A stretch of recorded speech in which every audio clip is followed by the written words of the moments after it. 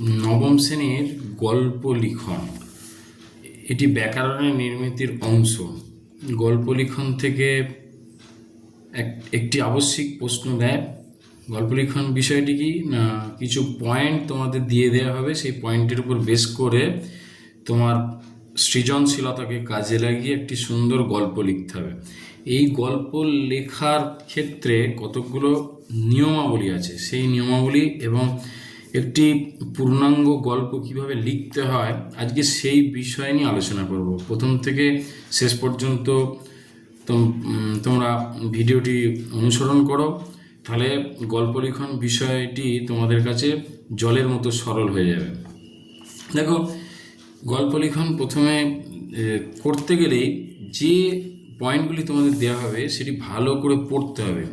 পড়ে পড়ে পড়ে পড়ে মনের মধ্যে একটা কল্পনার জাল বিস্তার করে প্রাসঙ্গিক আনুষঙ্গিক বিষয় তার সঙ্গে যুক্ত করে সুন্দরভাবে পরিবেশন করতে হবে। সেক্ষেত্রে প্রথম করণীয় আমাদের কি, তাহলে একটা ওই যে পয়েন্টগুলো দিচ্ছে তার উপর বেস করে যে গল্পটা তুমি লিখছো তাকে কেন্দ্র করে একটা চরিত্রকেন্দ্রিক বা গল্পের বিষয়বস্তু কেন্দ্রিক একটা সুন্দর নামকরণ বা শিরোনাম দিতে হবে, অর্থাৎ হেডিং দিতে হবে, গল্পের নামকরণ আকর্ষণীয় করতে হবে। যেমন কবি সাহিত্যিকরা নামকরণ এমন করেন যে নামকরণ থেকেই কিন্তু পাঠকরা কম বেশি তার বিষয়বস্তু একটু হলেও উপলব্ধি করতে পারে, সেই রকম নামকরণ করতে হবে। এক নম্বর হচ্ছে নামকরণ আকর্ষণীয় করতে হবে। দু নম্বর হচ্ছে সহজ সরল চলিত গদ্যে লিখতে হবে, যেন সাধু চলিতের কোনো রকমভাবে মিশ্রণ না হয়। আর তিন নম্বর হচ্ছে স্টার্টিং আকর্ষণীয় করতে হবে এবং শেষাংশ বিশেষ আকর্ষণীয় করতে হবে।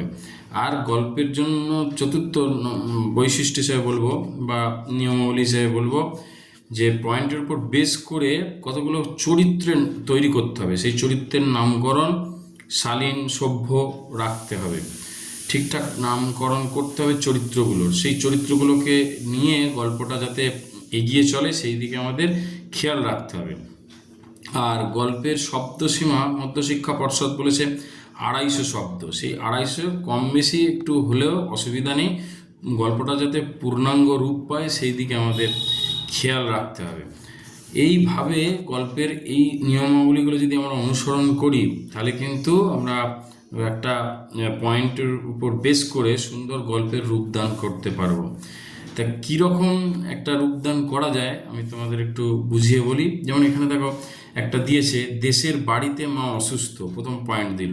দ্বিতীয়, রবি স্টেশনে পৌঁছতেই গাড়ি ছাড়ছে প্রায়, টিকিট কাটা হলো না, গন্তব্যস্থানে নেমে নিজে যেচে স্টেশন মাস্টারের কাছে গেল, জরিমানা সহ পুরো ভাড়া দিল।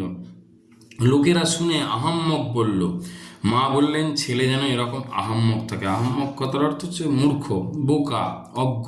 তাই এই পয়েন্টগুলোর উপর বেস করে আমরা বুঝতেই পারছি এমন কিছু একটা ঘটনা ঘটছে যেখানে কিন্তু ছেলেটি সৎ কাজ করছে, ঠিক কাজ করছে, কিন্তু বর্তমান সমাজের পরিপ্রেক্ষিতে সেটা বোকামো বলে মনে হচ্ছে। কিন্তু সততার মূল্য সবসময় আছে ছিল, তাই মা কিন্তু তার ছেলেকে বলছে যে যেন সে এরকম বোকাই থাকে, অর্থাৎ সৎ কাজ করেছে, সমাজ তাকে বাজে বলতেই পারে, কিন্তু সততার অনেক মূল্য, সে মা তার মূল্য দিচ্ছে। তাহলে এখানে আমরা পয়েন্টের উপর বেস করে কী করতে পারি, একটা চরিত্র তৈরি করতে পারি। যেন একটা চরিত্রের নাম দিয়ে দিলাম অসীম। ধরো সে আরামবাগের কোনো গ্রামে তার বাস, সে আরামবাগে থাকে, তার বাড়িতে তার একমাত্র বৃদ্ধা মা, বাবা পরলোক গমন করেছে, সে অসীম।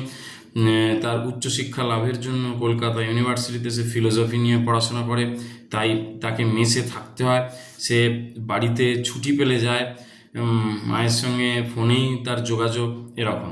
তো এইরকমভাবে দিন কাটছিল। হঠাৎ একদিন ক্লাস করতে করতে প্রিন্সিপাল তাকে ডেকে পাঠায়।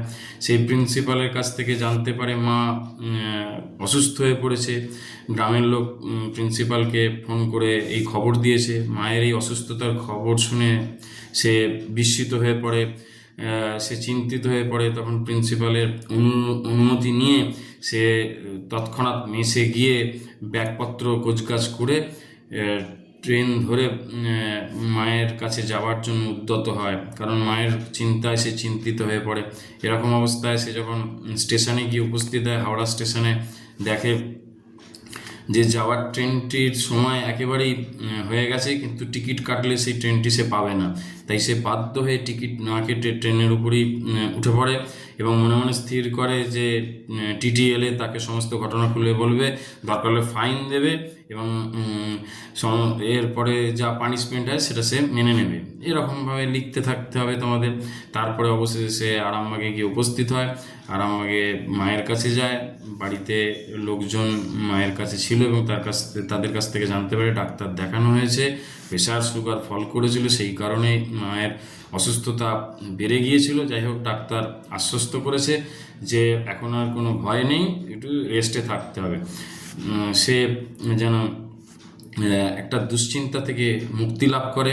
এরপরে সে তার মাকে গ্রামের লোকজনের সামনে সমস্ত ঘটনা খুলে বলে যে আমি এখানে আসার সময় টিকিট কাটতে পারিনি, কিন্তু যখন আমি আমার স্টেশনে নামলাম, স্টেশন মাস্টারের কাছে গেলাম, সেখানে গিয়ে সমস্ত ঘটনা খুলে বললাম এবং এই টিকিটের ভাড়া এবং জরিমানা সহ টাকা আমি স্টেশন মাস্টারকে নিতে অনুরোধ করলাম। স্টেশন মাস্টার প্রথমে হয়তো সেটি শুনে বিস্মিত হয়, অবাক হয়ে যায়, নিতে চায় না, কিন্তু পরবর্তীকালে নেয়।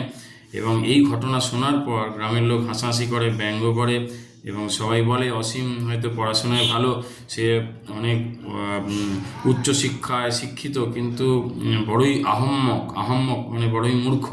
কিন্তু মা কিন্তু তার এই সমস্ত ঘটনার কথা শুনে তাকে আহম্মক না বলে তাকে বলে, তুই এরকমই আহম্মক থেকে যা, কারণ তুই হচ্ছিস প্রকৃত এই যুগের সৎ, তোকে আমরা এই শিক্ষাতেই আমরা শিক্ষিত করেছি, তুই যা করেছিস বাবা ঠিক করেছিস। এখানেই গল্পের পরিসমাপ্তি। তাহলে দেখো, একটা সততা, একটা ন্যায়পরায়ণতা থেকে এই গল্পে গুরুত্ব দেওয়া হচ্ছে। তাই এই বিষয়টিকে কেন্দ্র করে আমরা গল্পের আকর্ষণীয় একটা নামকরণ করতে পারি, যে সৎ অসীম করতে পারি, তারপরে হচ্ছে মাতৃভক্ত করতে পারি, মাতৃভক্ত অসীম করতে পারি, আহাম্মক নাম দিতে পারি, বা মূর্খ অসীম করতে পারি। যে নামকরণটা থেকে কিন্তু পাঠকরা বা আমরা আর কি সহজেই গল্পের কম বেশি একটা বিষয়বস্তু সম্পর্কে ধারণা লাভ করতে পারি। এইভাবে যদি অনুশীলন করো, আশা করি গল্প লিখতে তোমাদের সুবিধা হবে এবং তোমরা গল্পতে ভালো মার্কস পাবে। যদি ভালো লাগে বন্ধুদের মধ্যে শেয়ার করো, আর সঙ্গে থেকো, কবিতার ছন্দে থেকো। ধন্যবাদ।